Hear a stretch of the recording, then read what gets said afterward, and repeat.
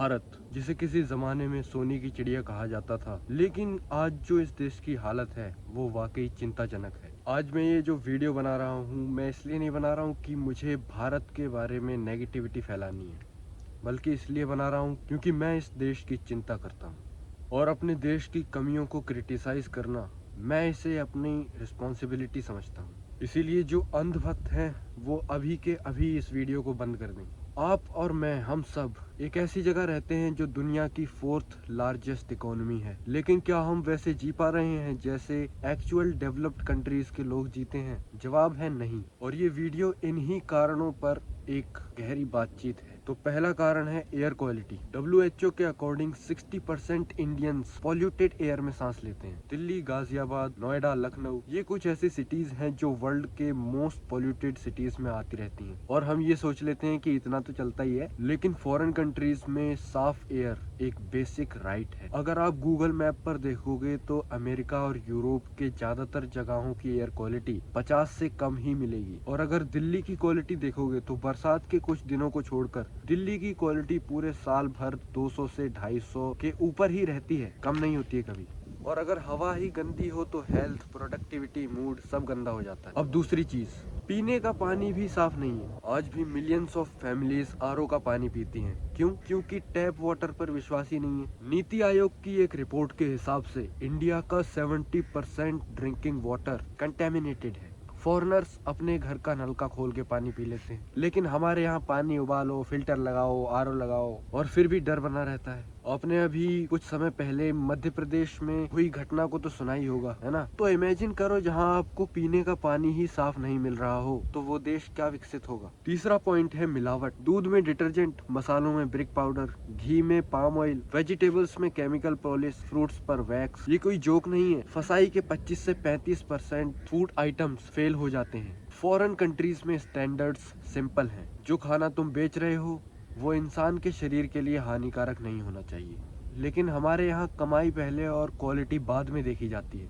चौथा पॉइंट है roads and infrastructure. किसी भी देश के विकास की निशानी उसकी सड़कें होती हैं। हमारे यहाँ रोड बना नहीं कि 6 महीने बाद दोबारा खोद दिया जाता है। एक तरफ सिग्नल नहीं चल रहा, दूसरी तरफ फुटपाथ पर सब्जी वाले। थोड़ी दूर चलकर देखो तो रोड पर ही कचरा पड़ा हुआ है, कहीं पर गाड़ियाँ खड़ी हुई हैं, और उसके बाद गड्ढे इतने कि कूल्हे की मसाज फ्री में हो जाए।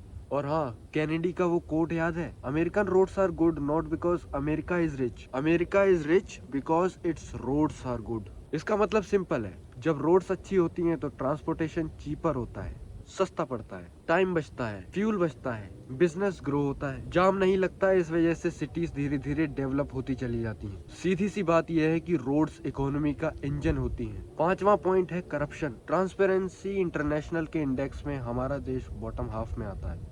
हर काम के लिए सेटिंग चाहिए, हर डॉक्यूमेंट के लिए लिंक चाहिए, हर परमिशन के लिए पैसा चाहिए। हमारे यहाँ आदमी टैलेंट के दम पर नहीं, कॉन्टैक्ट के दम पर जीता है। आदमी कैपेसिटी के दम पर ग्रो नहीं कर पाता। जिसका हाथ ऊपर तक होता है वही जीत जाता है। गरीब आदमी कोर्ट के चक्कर लगाता है, और जो पावरफुल हैं, जिनके पास पैसा है, पहुंच है, वो कानून को अपने जेब में रखते हैं। छठा पॉइंट है पुलिस। हमारे यहाँ पुलिस जनता की नहीं, नेताओं की सेवक बन चुकी है। हमारे यहाँ पुलिस आम आदमी को डराती है और अमीर आदमी से डरती है। आपने सोशल मीडिया पर कई वीडियोस देखी होंगी जिसमें पुलिस गरीब आदमी, आम आदमी पर अत्याचार कर रही है और अमीर आदमियों के नेताओं के तलवे चाट रही है। हमारा सातवां पॉइंट है parliament. Association for democratic reforms के रिपोर्ट के मुताबिक लोकसभा के लगभग 43% एमपीज पर क्रिमिनल चार्जेस हैं, और हमारा देश इन्हीं लोगों से कानून बनवा रहा है। सोचो, जहाँ क्रिमिनल बैकग्राउंड वाले लोग कानून बनाएंगे, वहाँ गरीब आदमी, आम आदमी को इंसाफ कैसे मिलेगा?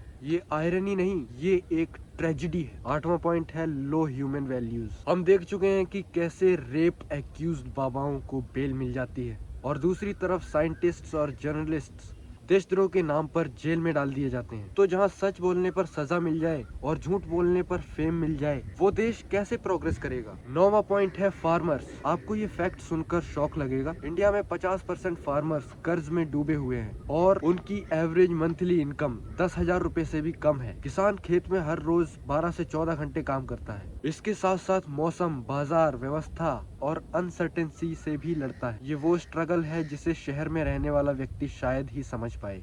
जो देश दुनिया को अनाज दे सकता है, उसी देश का किसान कर्ज में अपनी जिंदगी बिता रहा है। This is not poverty, this is injustice. 10वां पॉइंट है एजुकेशन। ASER की रिपोर्ट के अकॉर्डिंग क्लास 10th के 30 से 40% बच्चे क्लास 5th की इंग्लिश की बुक नहीं पढ़ पाते हैं।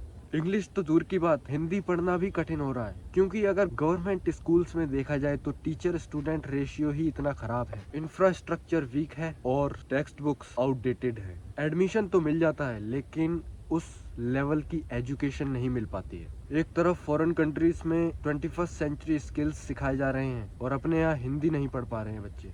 11वां पॉइंट है हेल्थ केयर। गवर्नमेंट हॉस्पिटल्स में लाइन, भीड़, बेड की कमी, डॉक्टर्स की कमी, स्टाफ की कमी। हमारे देश का टोटल हेल्थ एक्सपेंडिचर हमारी GDP का बेयरली 2% है।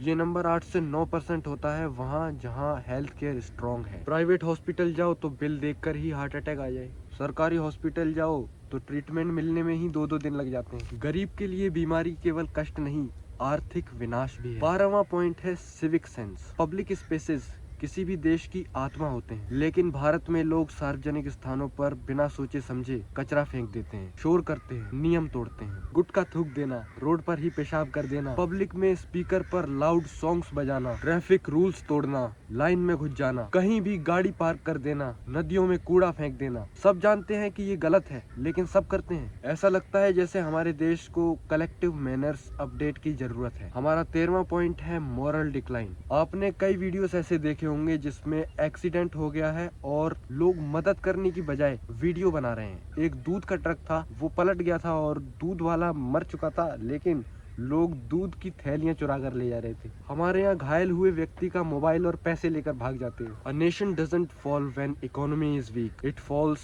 when compassion dies। मैं आगे और भी टॉपिक्स पर वीडियो बनाऊंगा, लेकिन मैं आलोचना इसलिए नहीं करता कि मैं भारत से नफरत करता हूँ। मैं आलोचना इसलिए करता हूँ क्योंकि मैं उस भारत को देखना चाहता हूँ जहाँ हवा साफ हो, पानी शुद्ध हो, भोजन सुरक्षित हो, सड़कें मजबूत हो, न्याय तेज हो, पुलिस स्वतंत्र हो, शिक्षा महान हो, अस्पताल सुलभ हो और लोग इंसानियत से भरे हों। Thank you and please subscribe।